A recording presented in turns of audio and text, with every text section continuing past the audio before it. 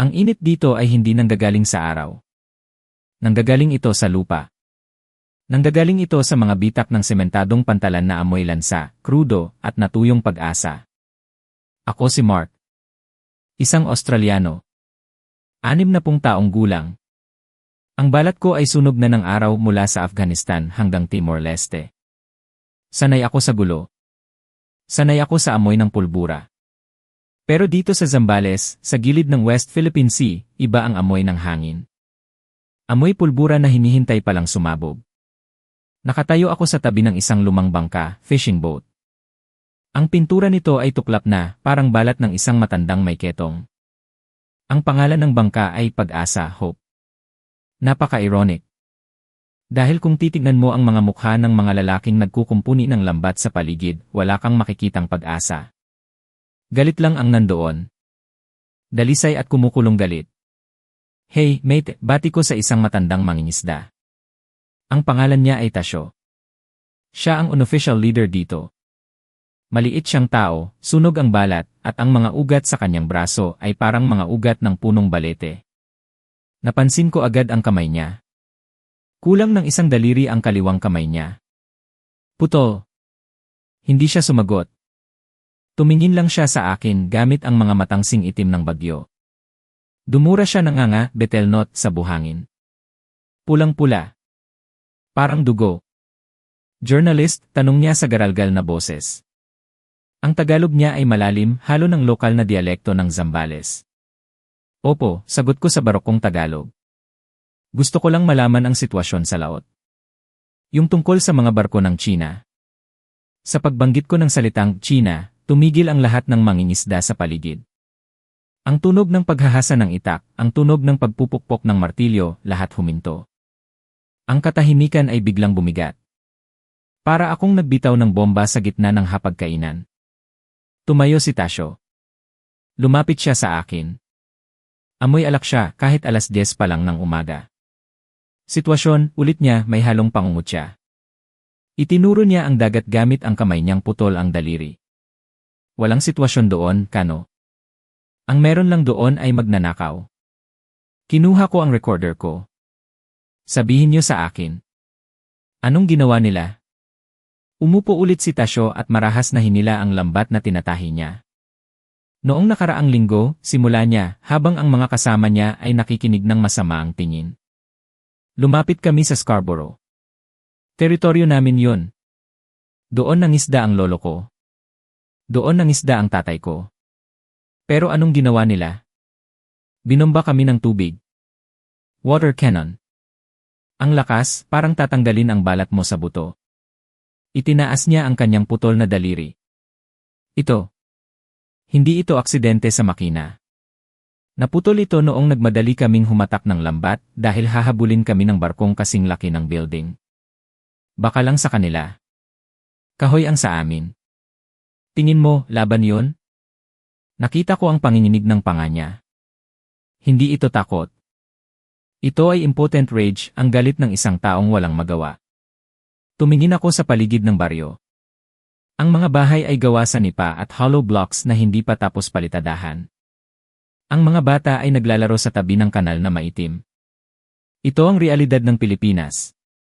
Isang bansa na nakikipag-agawan sa isang superpower, habang ang mga mamamayan nito ay nagdidildil ng asin. Bakit kayo bumabalik, tanong ko. Kung delikado, bakit pa kayo pumupunta doon? Tumingin sa akin si Tasyo. Sa unang pagkakataon, nakita ko ang pagod sa mata niya. Dahil wala kaming choice, sagot niya ng mahina. Wala kaming pabrika dito. Wala kaming opisina. Dagat lang ang meron kami. Kapag kinuha nila ang dagat, para na rin nila kaming pinatay. Kaya babalik at babalik kami, kahit barilin pa nila kami. Isinulat ko iyon sa notebook ko, isang digmaan ng sikmura, hindi ng politika. Para sa akin, bilang isang taga-kanluran, ang alitan sa South China Sea ay tungkol sa mga linya sa mapa. Tungkol sa geopolitics. Tungkol sa Via East China. Pero para kay Tasyo, ito ay tungkol sa kung may maiuwi ba siyang isda para sa hapunan ng apo niya. Tandaan mo ito, Kano, pahabol ni Tasyo habang tumatalikod na siya. Huwag na huwag akong makakakita ng insik dito sa lupa ko. Sa dagat, hari sila dahil malaki ang barko nila. Pero dito sa lupa, dito sa Zambales, kapag may nakita akong insik dito, lilibing ko sila ng buhay. Ang banta ay lumabas sa bibig niya nang walang pag-aalinlangan. Dama ko ang bigat ng bawat salita. Tumingin ako sa abot tanaw. Ang dagat ay asul at payapa ngayon. Napakaganda. Napakatahimik. Pero alam ko ang kasaysayan. Alam ko ang human nature. Ang galit na gaya nito ay hindi nawawala. Naiipon ito. Nagiging lason. Napailing ako. Kawawang mga tao, isip ko. Kinakain sila ng sarili nilang puot. At ang mundo ay walang pakialam. Naglakad ako palayo sa pantalan, iniwan ang mga mangingisda sa kanilang pagmumura at pag-inom ng ginbulag. Akala ko, nakuha ko na ang kwento. Kwento ng biktima at nangaapi. Kwento ng walang katapusang cycle ng galit. Hindi ko alam, habang naglalakad ako pabalik sa tinutuluyan ko, na ang langit sa di kalayuan ay nagsisimula ng magdilim. Ang hangin ay nagsisimula ng magbago ng ihip. May parating. Isang bagay na mas malakas kaysa sa politika. Isang bagay na susubok sa sumpa ni Tasyo na lilibing ko sila ng buhay. Ang bagyo ay paparating na. At wala itong pipiliin na watawat. Ang dagat ay isang manloloko.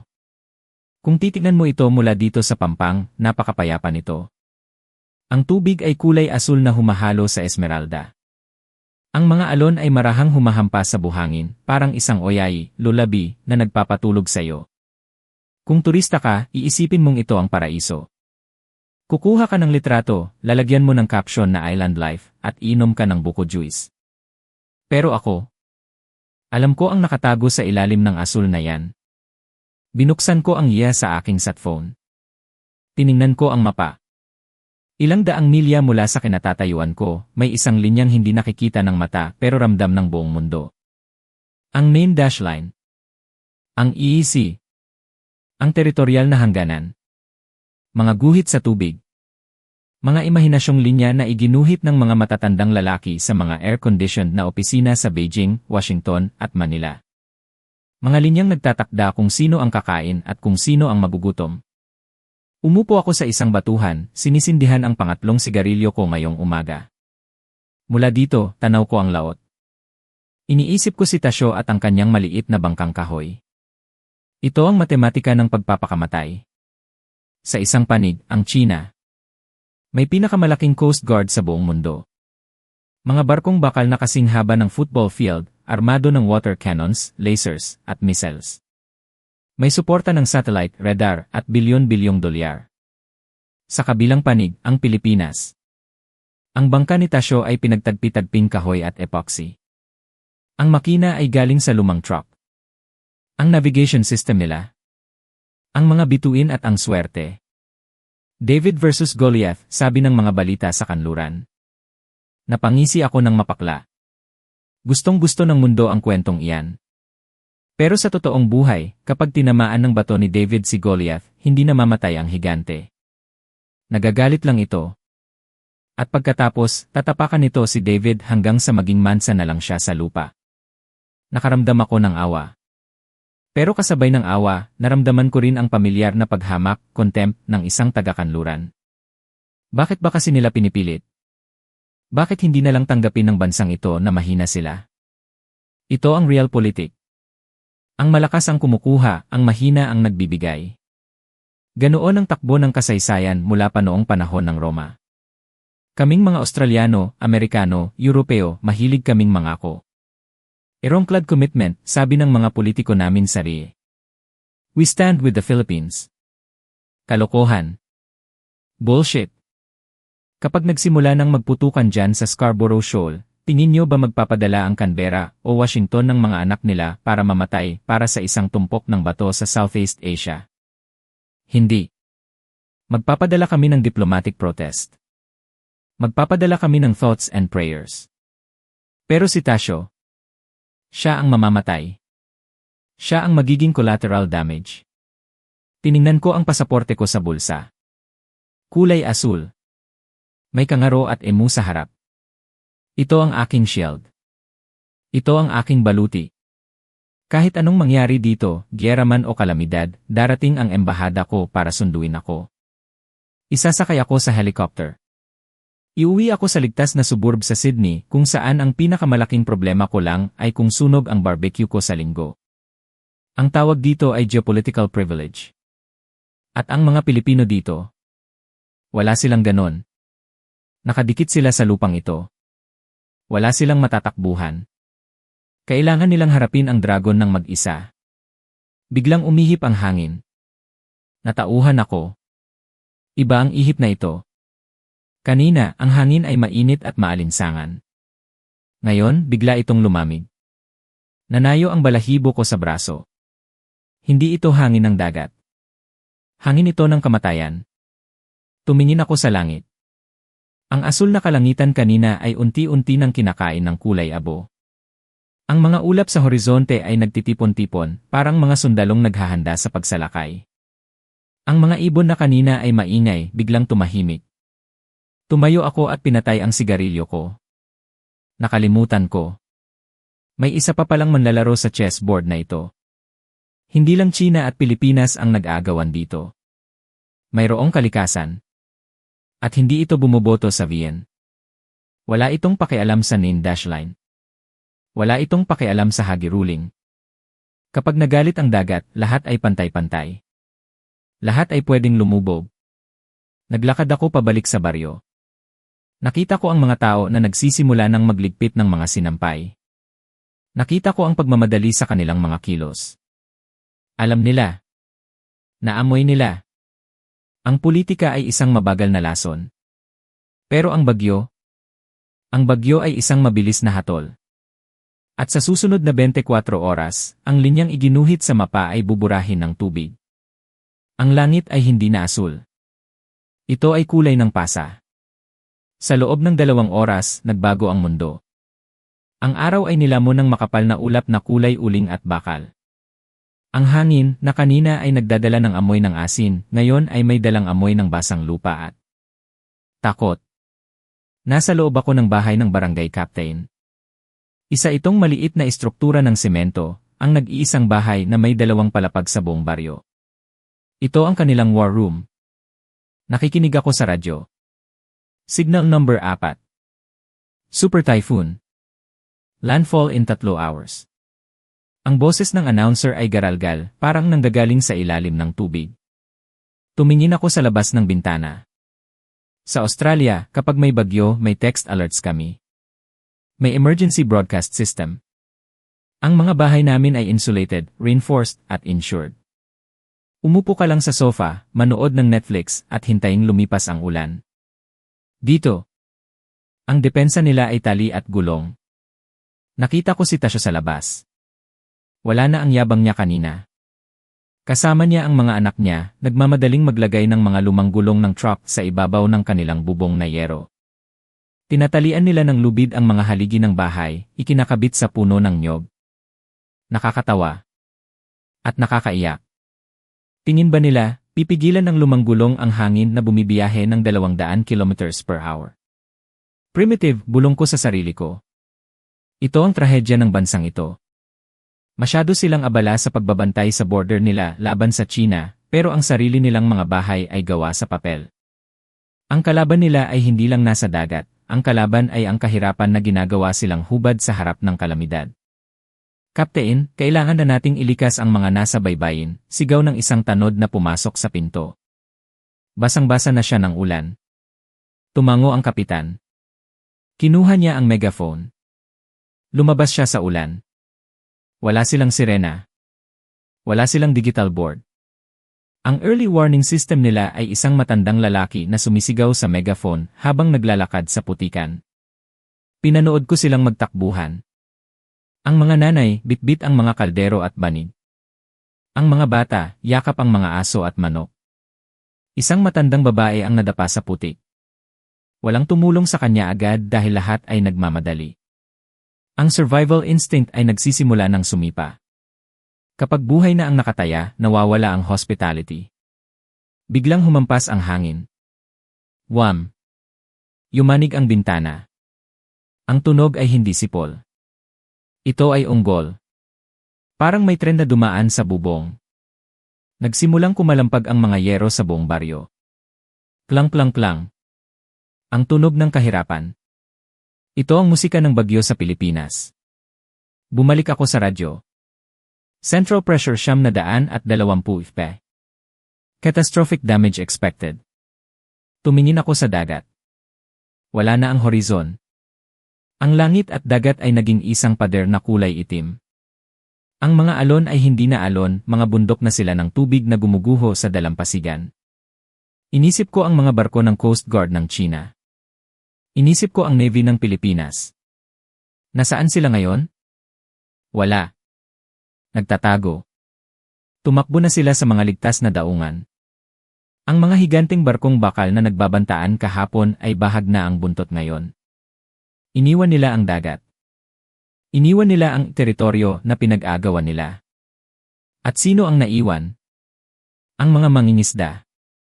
Ang mga mahihirap na walang fuel para tumakas.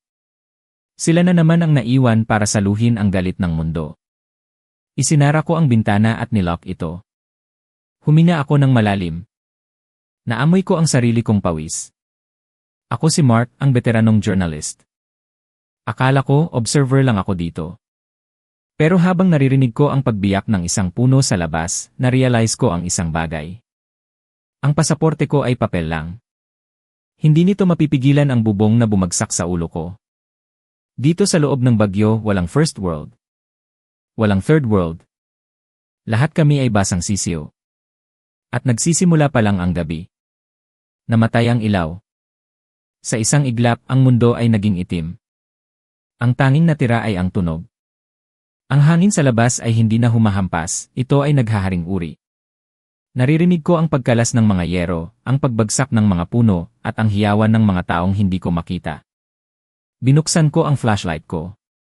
Ang sinag nito ay humiwa sa dilim at usok ng sigarilyo.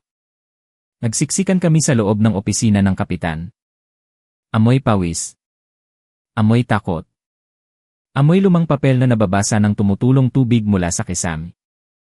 Si Tasyo ay nakaupo sa sulok, yakap ang kanyang radyo, isang lumang Inay marine radio na puno ng gasgas at tape. Ito ang tanging koneksyon namin sa labas. Ito ang pusod ng baryo. Puro static. Tunog ng kamatayan. Wala na, bulong ng isang mangingisda. Putol na ang linya sa Coast Guard. Sumandal ako sa pader. Iniisip ko ang headline ko, Typhoon Devastates Helpless Village. Madaling isulat. Gasgas na kwento. Pero biglang. May day. May day, Natigilan ang lahat. Ang boses ay mahina, garalgal, at halos nilalamon ng static. Inilapit ni Tasyo ang radyo sa kanyang tainga. Pinihit niya ang squelch knob. May day. Chuan. Sinking. Juming. Juming. Hindi Tagalog. Hindi Ingles. Nagkatinginan ang mga tao sa kwarto. Ang hangin sa loob ay biglang naging yelo. Alam ko ang lengguwaheng iyon. Narinig ko iyon sa Hong Kong, sa Beijing, sa Taiwan. Mandarin. Insik, sabi ni Tasyo. Ang boses niya ay parang bato. Matigas. Malamig. Ang boses sa radyo ay naging hysterical. Isang lalaki, sumisigaw, umiiyak. Naririnig ko sa background ang tunog ng pagbasag ng pinggan, ang tunog ng alon na humahampas sa bakal. Location. 15 degrees. 30 minutes. North. Binuksan ng kapitan ang mapa sa mesa. Itinutok ko ang flashlight ko. Sinundan ng daliri niya ang mga coordinates. Huminto ang daliri niya sa isang pamilyar na lugar. Bahura ng Bakulao, bulong ng kapitan. Bakulao Reef. 2 milya lang mula sa Pampang. Isang lugar na puno ng matatalim na bato. Lugar kung saan ang dagat ay kumakain ng bangka kapag masama ang panahon. Anong ginagawa nila doon? Tanong ng isang tanod. Bakit sila nasa teritoryo natin? Baka siwe, sabi ng isa. Baka nagmamatsyad. Buti nga sa kanila. Tumingin ako kay Tasyo. Ang mukha niya ay walang emosyon. Nakatitig lang siya sa radyo. Engine failure. Taking water. Please. Help. Ang boses sa kabilang linya ay naging Ingles, broken English. Desperado. We are civilians. Tourist boat. Women and children on board. Please. Women and children. Ang dalawang salitang iyon ay bumitin sa hangin. Babae at bata. Tumingin ako sa paligid. Nakita ko ang pagbabago sa mukha ng mga mangingisda. Kanina, galit ang nasa mata nila. Ngayon, pagdududa. Ito ang dilema. Sa harap nila, sa radyo, ay ang boses ng bansang umapi sa kanila. Ang bansang nag-water cannon sa kanila. Ang bansang imagnanakaw sa mata ni Tasyo. Ngayon, ang imagnanakaw ay kumakatok sa pinto, humihingi ng tulong habang nalulunod. Kung ako ang tatanungin, ito ay karma. Poetic justice. Hayaan silang lunukin ng dagat na pilit nilang inaangkin. Iyon ang sasabihin ng realpolitik. Iyon ang lohika ng digmaan. Lumapit ako kay Tasyo. Itinutok ko ang recorder ko sa mukha niya. Anong gagawin mo, Tasyo? Tanong ko. Ang boses ko ay mapanghamon. Sabi mo kanina, ililibing mo sila ng buhay. Ayan na. Ginagawa na ng dagat ang trabaho mo para sa'yo. Tumingala si Tasyo sa akin. Ang mata niya ay nag-aapoy sa refleksyon ng flashlight. Pinatay niya ang radyo. Click! Tumahimik ang boses ng inchik. Napakalakas ng alon, sabi ni Tasyo ng mahina. Tumingin siya sa bintana na halos mabasag na sa lakas ng hangin. Sinong tanga ang lalabas sa ganyang panahon? Magpapakamatay lang tayo. Tama siya. Walang matinong tao ang lalabas dyan. Ito ay suicide mission. Pero habang nakatalikod siya, nakita ko ang kamay niya. Ang kamay na may putol na daliri. Nanginginig ito. Nakakuyom. Hindi siya nanginginig sa takot. Nanginginig siya sa konsensya. Sa labas, ang dagat ay umuungol na parang gutom na hayop. Sa loob, ang katahimikan ay mas nakakabingi kaysa sa bagyo. Hinihintay ko ang hatol. Hinihintay kong sabihin nila ang inaasahan kong sabihin nila, bahala sila. Pero hindi pa tapos ang gabi. At sa dilim ng Zambales, ang tunay na kulay ng tao ay lilitaw, hindi sa salita, kundi sa dugo. Ang katahimikan ay basag. Si Benjo, isang batang mangingisda na may tatoo ng anchor sa lig, ang unang nagsalita. Ang boses niya ay matalim, humihiwa sa hangin. Hayaan niyo sila. Maikli. Walang emosyon. Tumingin sa kanya ang lahat. Si Benjo ay nakatayo sa gitna, basa ang sando, nanggigil ang panga. Hayaan niyo silang lumubog, ulit niya, mas malakas ngayon. Bakit natin sila tutulungan? Noong nakaraang buwan, sinagasaan nila ang bangka ng kumpare ko. Muntik na silang mamatay. Tinulungan ba sila ng Coast Guard ng China? Hindi. Tinawanan lang sila. Pero Benjo, sabad ni Lito, isang binatilyo na mukhang takot na takot. Sabi sa radyo. May mga bata. Sibilyan daw. Turista. Turista, dura ni Benjo sa sahig. Yan. Nagpapanggap lang yan. Kapag tinulungan natin yan, bukas makalawa, babalik yan para agawin ang isla natin. Itinutok ko ang recorder ko kay Benjo. Bingo. Ito ang hinihintay ko. Ito ang tribalism sa pinakarawnaan nyo nito. Mata sa mata. Ngipin sa ngipin. Kung papatayin mo kami, hahayaan ka naming mamatay. Makatarungan ito sa batas ng gubat. Tumingin ako sa kapitan. Kap, delikado ang dagat, sabi niya, pilit na nagiging rasyonal. Signal number 4. Kahit gustuhin nating tumulong, ang bangka natin ay lalamunin lang ng alon. Hindi natin pwedeng isakripisyo ang sarili nating mga tao para sa mga dayuhan. Isang collective nod, pagtango, ang umikot sa kwarto. Na naman. Self-preservation. Bakit ka magpapakamatay para sa kaaway?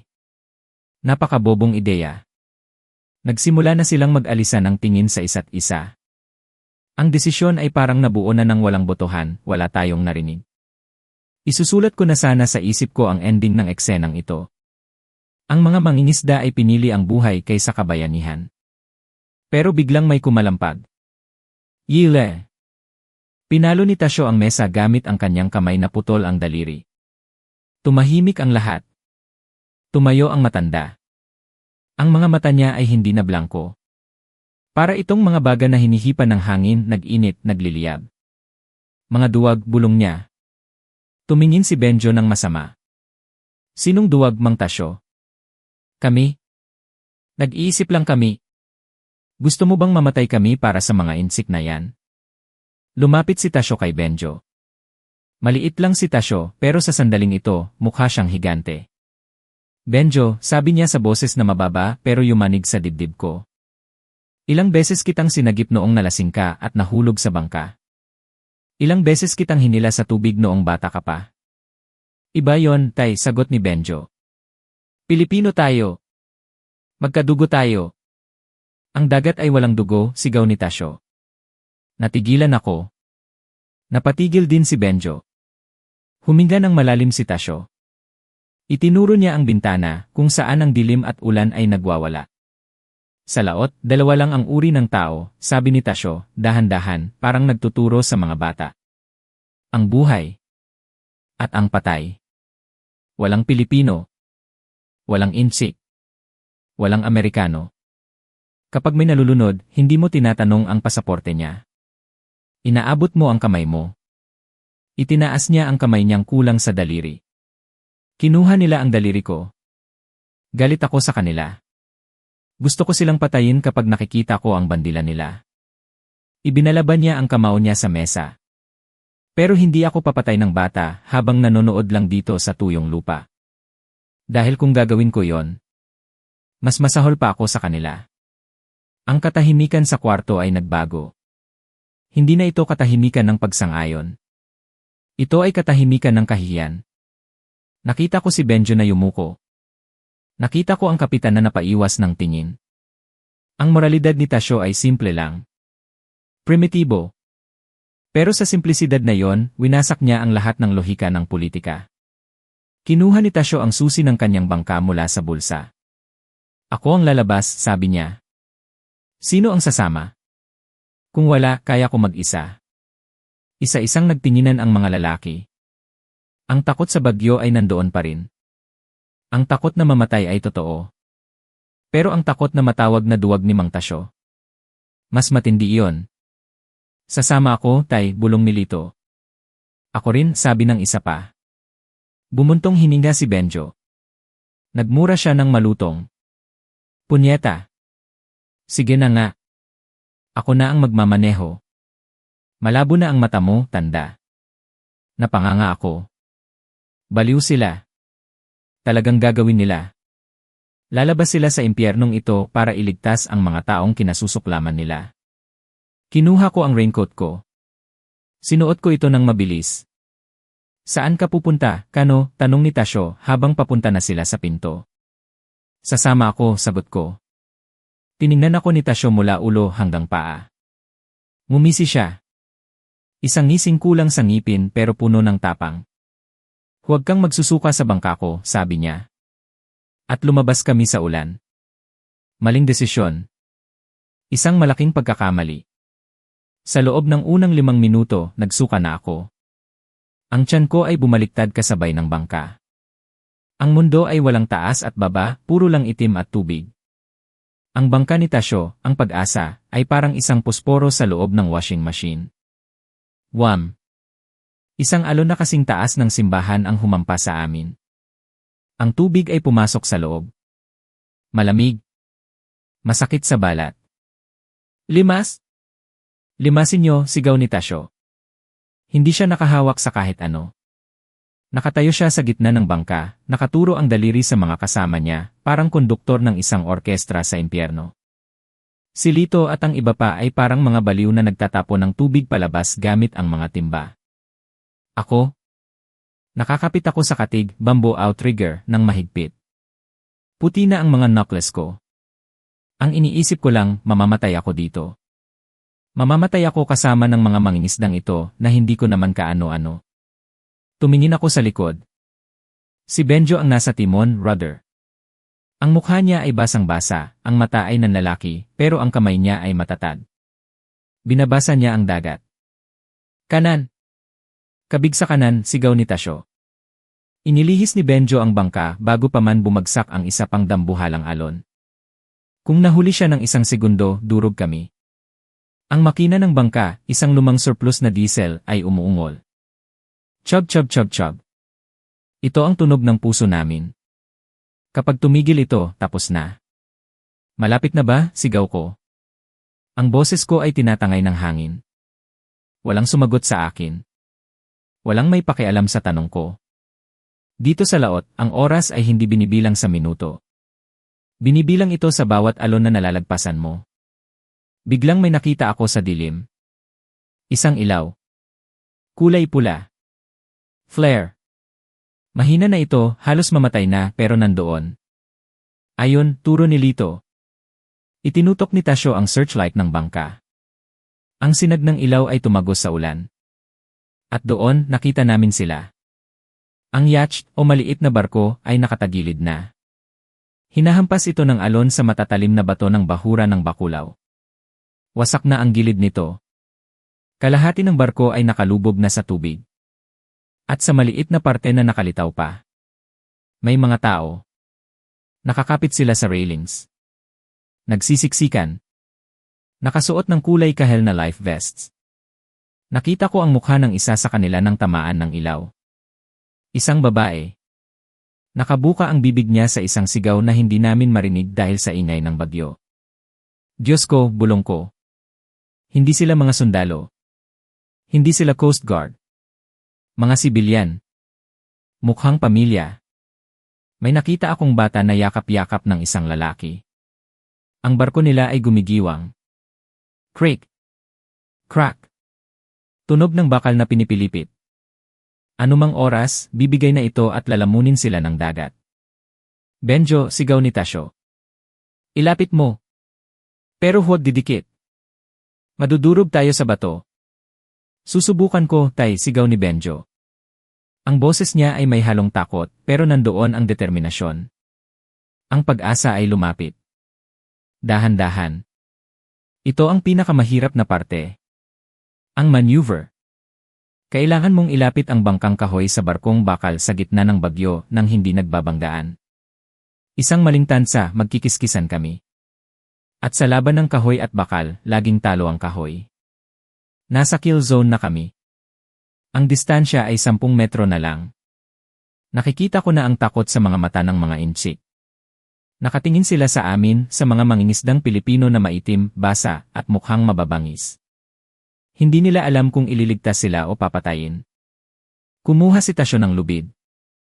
Itinali niya ang dulo nito sa kanyang bewang. Anong gagawin mo? Sigaw ko. Tumingin siya sa akin. Ang ulan ay tumutulo sa kanyang mukha na parang luha. Kukulangin ang lubid kung ihahagis lang, sabi niya. Kailangang may lumangoy para dalhin sa kanila. Nababaliw ka na, sigaw ko. Tasyo, mamamatay ka. Hayaan mong sila ang lumangoy. Umiling siya. Takot sila. Hindi sila gagalaw. Kailangan nilang makita na ligtas. Humarap siya kay Benjo. Alagaan mo ang bangka, anak. Huwag mo akong ipapahiya.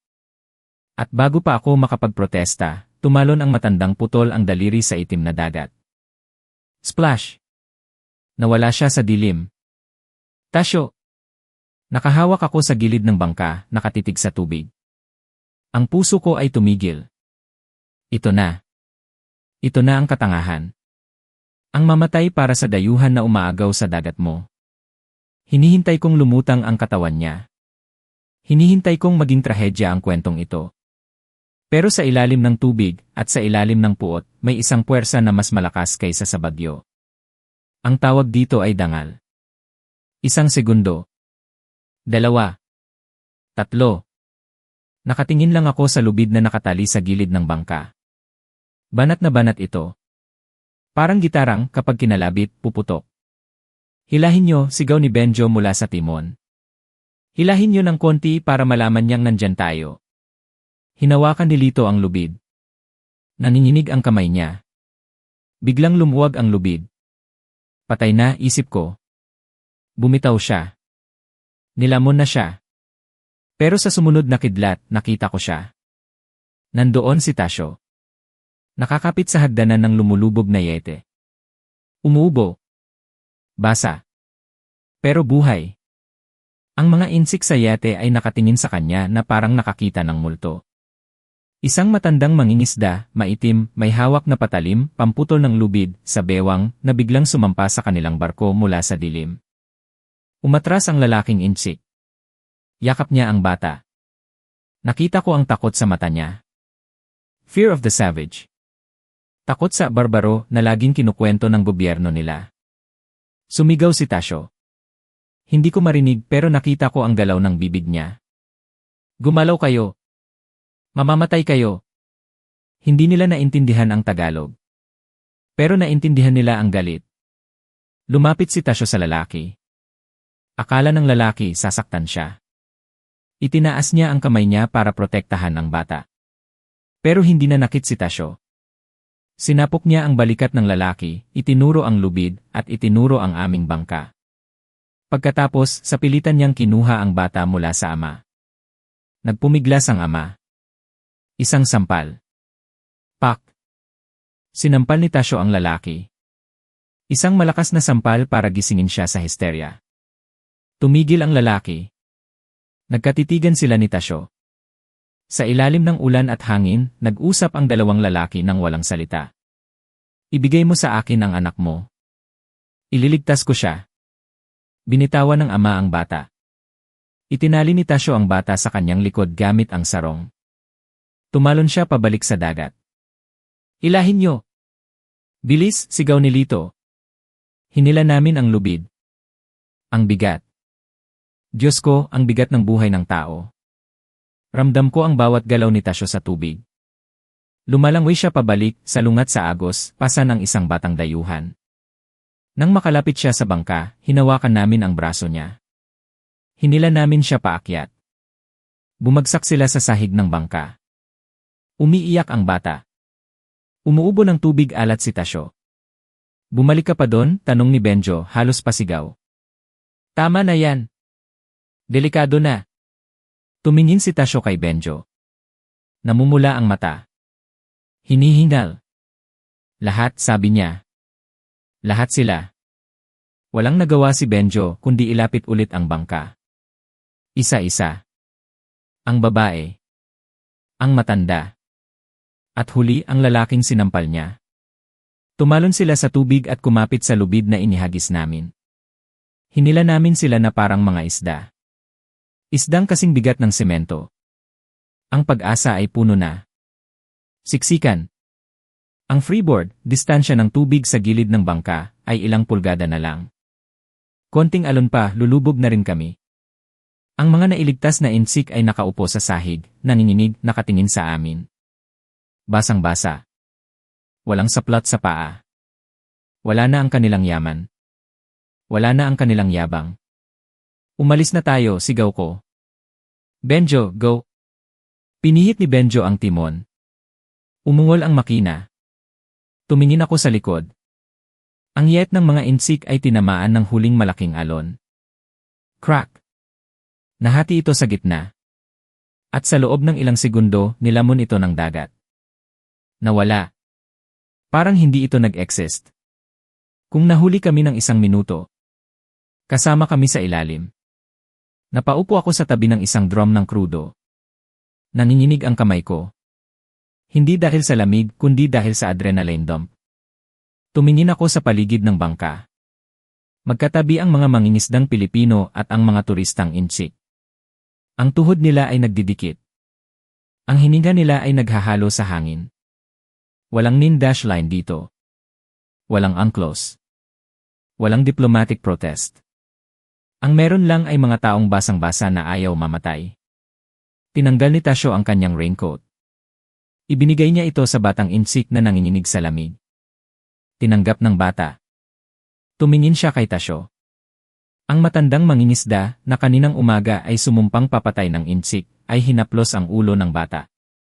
Tahan na, bulong ni Tasyo. Tahan na. Napaluha ako. Hindi ko napigilan. Sa gitna ng pinakamadilim na gabi ng buhay ko, nakita ko ang pinakamaliwanag na ilaw. At hindi ito nanggaling sa flare o sa lighthouse. Nanggaling ito sa puso ng isang matandang putol ang daliri.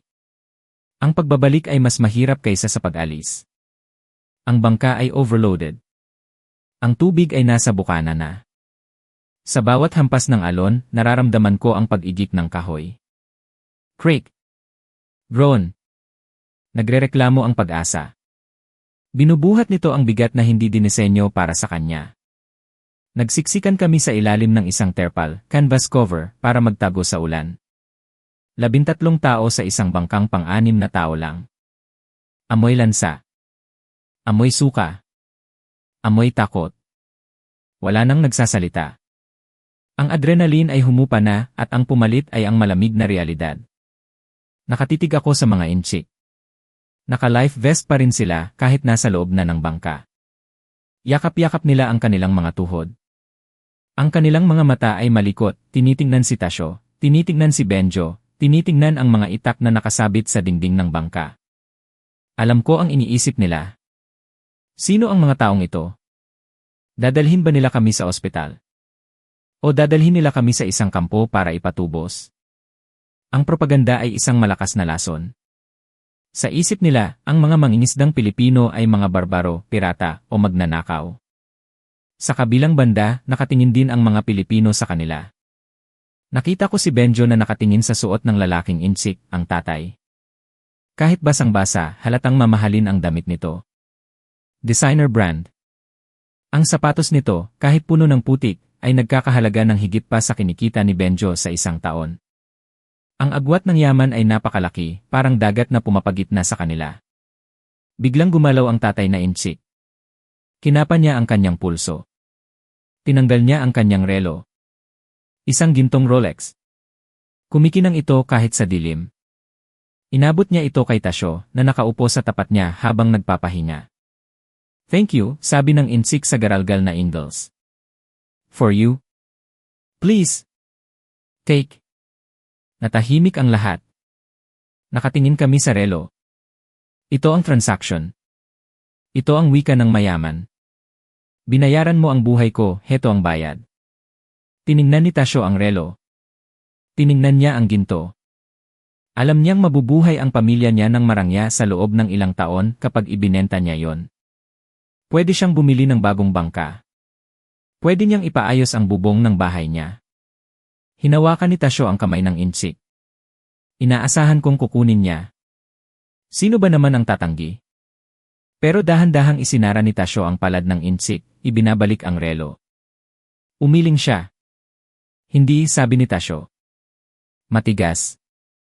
Please, pilit ng inchik. Money. Take. Tumingin si Tasyo sa mata ng dayuhan. Itinaas niya ang kanyang kamay na putol ang daliri. Hindi isda ang buhay niyo, sabi niya sa Tagalog. Alam niyang hindi naiintindihan ng inchik, pero sinabi pa rin niya. Hindi ko kayo hinuli para ibenta. Sinagip ko kayo dahil tao kayo. Binitawan niya ang kamay ng lalaki. Naguluhan ang inchik. Hindi niya maintindihan kung bakit tatanggihan ng isang mahirap na mangingisda ang ginto. Sa mundo niya, lahat ay may presyo. Pero sa bangkang ito, walang halaga ang ginto. Ang currency dito ay buhay. Napahiya ang inchik. Ibinaba niya ang kamay niya. Yumuko siya bilang paggalang. Isang malalim na yuko. Respect. Tumingin ako kay Benjo. Nakangisi siya. Proud siya sa tatay Tasyo niya. Lapit na tayo, sigaw ni Benjo. Tanaw na namin ang mga ilaw ng baryo. Mula sa malayo, mukha silang mga alitap-tap. Pero may kakaiba. Hindi lang basta ilaw ng poste. Maraming ilaw. Mga flashlight. Mga sulo. Nandoon ang buong baryo sa dalampasigan. Naghihintay. Akala siguro nila may bangkay na iuwi. Akala nila hindi na makakabalik si Tasyo. Nang sumayad ang bangka sa buhangin, tumakbo ang mga tao palapit. Ang ingay ng hangin ay natabunan ng sigawan ng mga tao. Buhay! Buhay sila! Bumaba kami. Ang ulan ay humahampas pa rin pero hindi ko na ito ramdam. Ang mga taga-baryo ay nakatingin sa mga pasahero namin. Nakita nila ang mga mapuputing mukha, ang mga singkit na mata. Tumahimik sandali ang lahat. Ang kaaway ay nasa lupa na nila. Nasa teritoryo na nila. Wala ng Coast Guard na magpoprotekta sa mga insik na ito. Wala ng yate. Sila ay mga strangers sa isang lupain na may dahilan para magalit sa kanila. Nakita ko ang takot na bumalik sa mukha ng babaeng insik. Hinawakan niya ng mahigpit ang kanyang anak. Tiningnan niya ang mga mukha ng mga taga-baryo, mga mukhang pagod, gutom, at mahirap.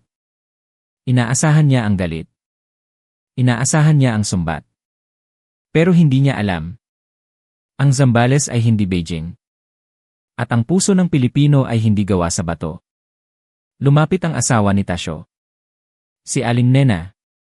May dala siyang malaking kaldero na may takip na sako. Heto na. Ang sandali ng katotohanan. Ang takot ay malamig. Tumataas ito sa buto. Nakita ko ang panginginig ng pamilyang insik. Nakatayo sila sa gitna ng buhanginan, pinaliligiran ng mga taga-baryo. Para silang mga bihag na naghihintay ng firing squad. Lumapit si Aling Nena. Mabigat ang hakbang niya. Ang mukha niya ay seryoso, parang bato. Hinawakan ng tatay na insik ang kanyang anak. Umatras siya ng kaunti. Inaasahan niya ang sigaw. Inaasahan niya ang sumbat na, kayo ang dahilan kung bakit kami nagugutom. Binuksan ni Aling Nena ang takip ng kaldero. Hush! Bumuga ang usok. Puti. Makapal. At kasabay nito ang amoy. Hindi amoy ng pulbura. Hindi amoy ng lansa. Amoy ng luya. Amoy ng manok. Amoy ng bawang na prinito sa mantika. Arroz caldo. Lugaw. Ang pagkain ng mahihirap kapag may sakit. Ang pagkain ng Pilipino kapag may bagyo. Kumuha si Aling Nena ng isang plastic ball. Sumandok siya ng puno. Mainit. Umuusok. Nilagyan niya ng kalamansi at patis. Iniabot niya ito sa babaeng insik. Kain, sabi ni Aling Nena. Maikli. Utos, hindi pakiusap. Eat.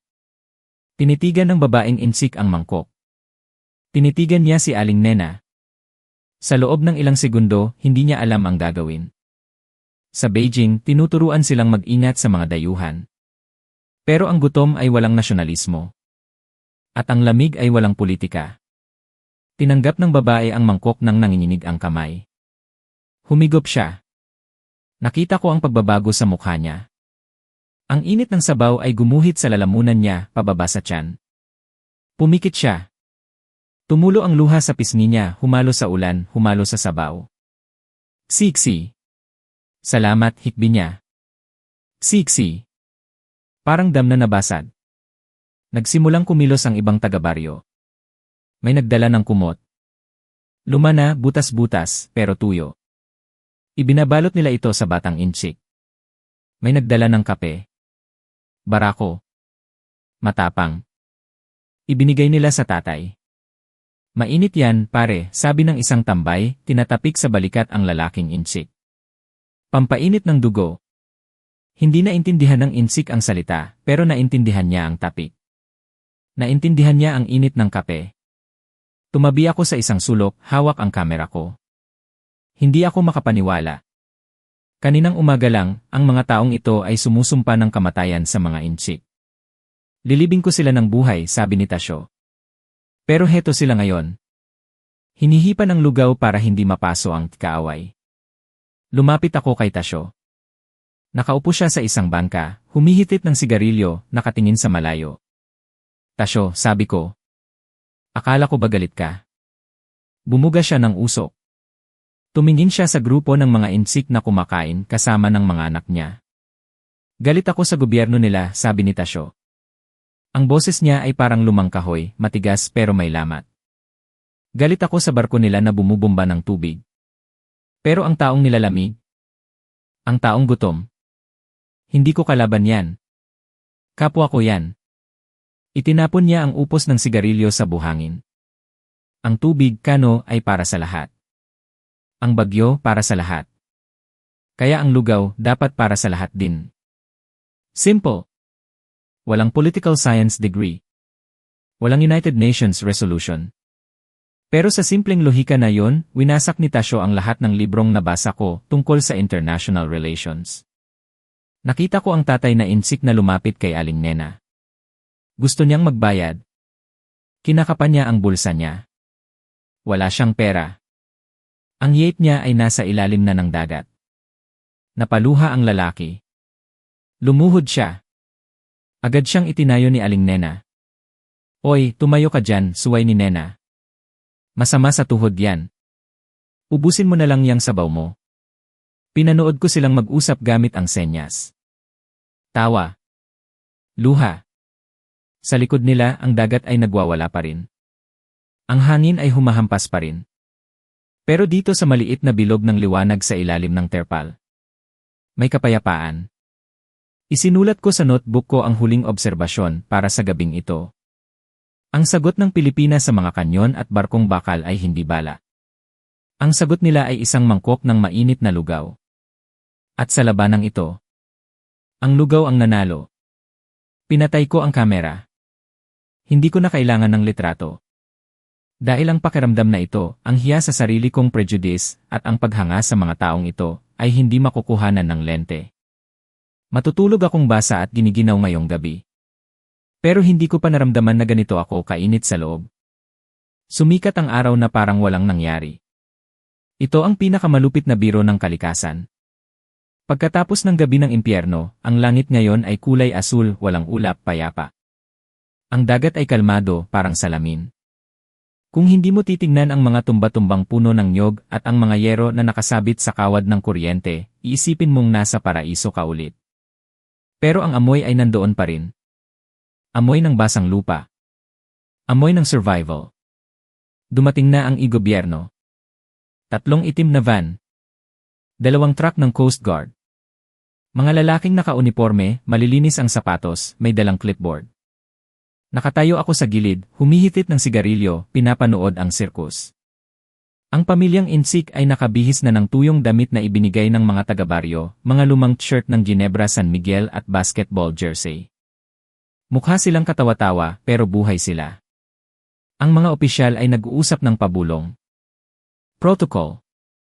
Diplomatic incident. Repatriation. Nakita ko ang pagbabalik ng pader. Ang mga Insik ay dahan-dahang inilalayo sa mga mangingisda. Binibigyan sila ng bottled water ng gobyerno. Kinukunan sila ng litrato. Si Tasyo. Nandoon sa gilid, inaayos ang kanyang nasirang lambat. Hindi siya pinapansin ng mga opisyal. Para sa kanila, siya ay background decoration lang. Lumapit ang tatay na Insik sa opisyal ng Coast Guard. Nagsalita siya ng mabilis, itinuturo si Tasyo. Nagpupumilit. Umiling ang opisyal. Sir, we need to go.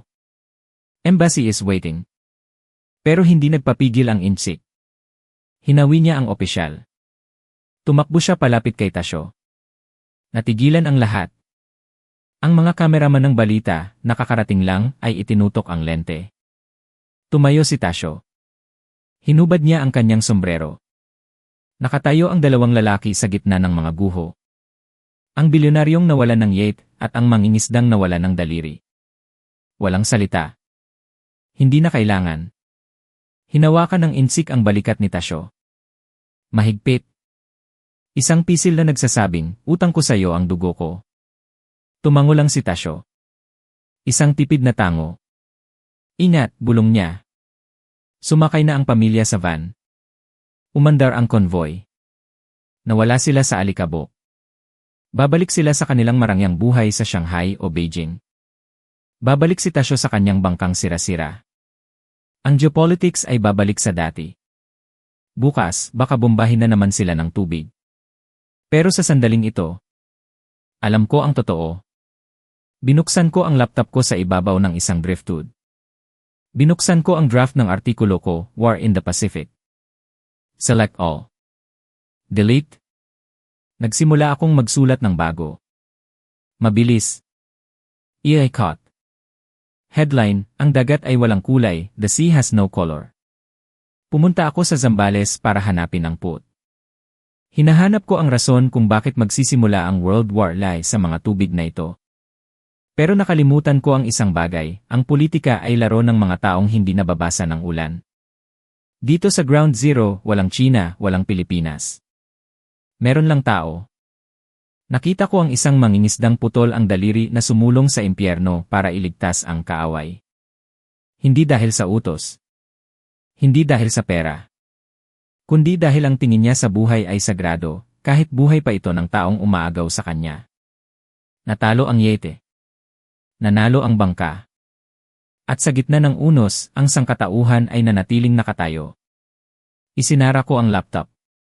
Lumapit ako kay Tasyo. Tasyo, sabi ko. Aalis na ako. Babalik ako sa Australia. Tumingin siya sa akin. Ngumiti siya, ang ngiting kulang sa ngipin na ngayon ay mukhang pinakamagandang ngiti sa mundo. Ingat ka, Kano, sabi niya. Balik ka kapag hindi na maalon. Babalik ako, pangako ko. At sa susunod, ako naman ang taya sa lugaw. Nagtawanan kami. Naglakad ako palayo. Ang sikat ng araw ay tumama sa likod ko. Iiwan ko ang Zambales na mahirap pa rin, wasak pa rin, at nasa gilid pa rin ng digmaan. Pero hindi na ako mag-aalala para sa kanila. Dahil alam ko na ang sikreto. Ang mga barkong bakal ay pwedeng lumubog. Ang mga yate ay pwedeng mawasak. Pero ang puso ng taong marunong magpatawad. Iyon ang tunay na unsing kable.